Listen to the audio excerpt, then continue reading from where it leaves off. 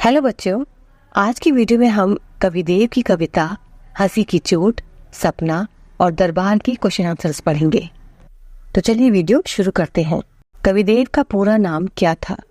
कविदेव का पूरा नाम था देवदत्त द्विवेदी। दूसरा क्वेश्चन है, हंसी की चोट कविता में कविदेव ने क्या बताया है?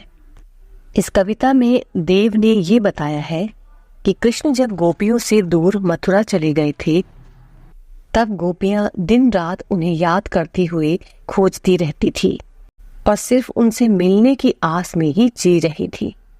तीसरा क्वेश्चन है, गोपियों के अनुसार उनके शरीर के पंच तत्व में से कौन सा एक तत्व शेष रह गया था? इसका आंसर है आकाश तत्व।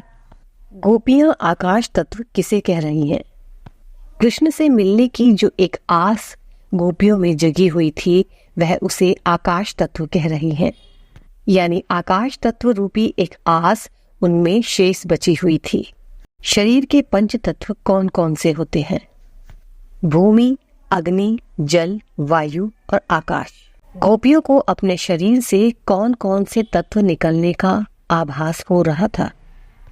गोपियों को सांसों द्वारा वायु तत्व, आंसुओं के द्वारा जल तत्व, तेज के द्वारा अग्नि तत्व और शरीर की कमजोरी के कारण भूमि तत्व निकलने का आभास हो रहा था।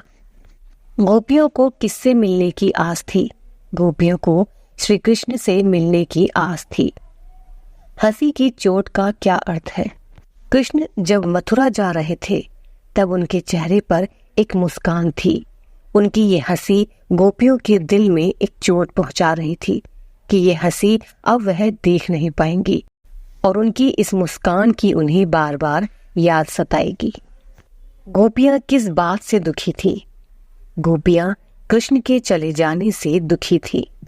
गोपी ने सपने में कैसा मौसम देखा था? गोपी ने सपने में आकाश में काले बादल और हल्की हल्की बारिश का मौसम देखा था।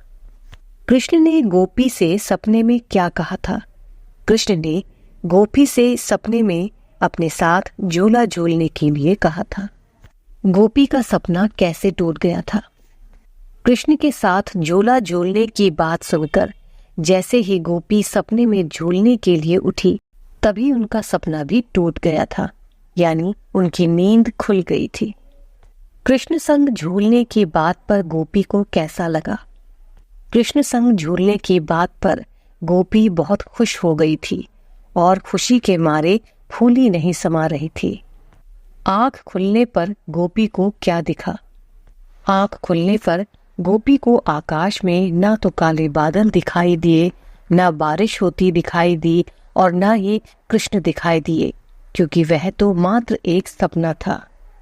कविदेव के अनुसार बड़े बड़े राजा महाराजा क्यों भटक गए हैं और वह किस कारण डूबते जा रहे हैं?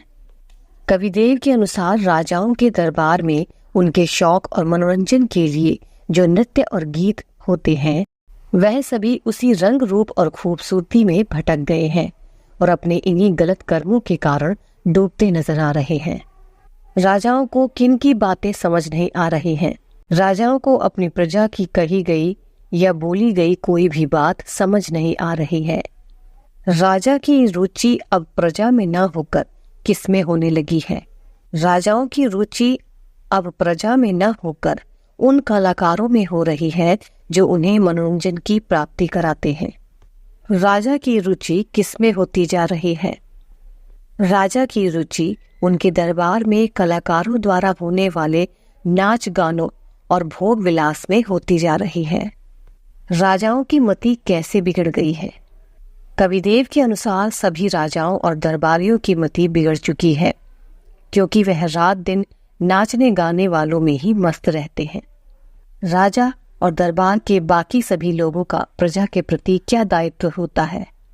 इन सभी का ये दायित्व होता है कि प्रजा के दुख को सुनकर उसकी मुश्किलों का समाधान करना, उनकी रक्षा करना और अपने धन को प्रजा के हित के कार्यों में लगाना। ओके बच्चों, तो ये थे इस चैप्टर के क्वेश्चन आंसर्स।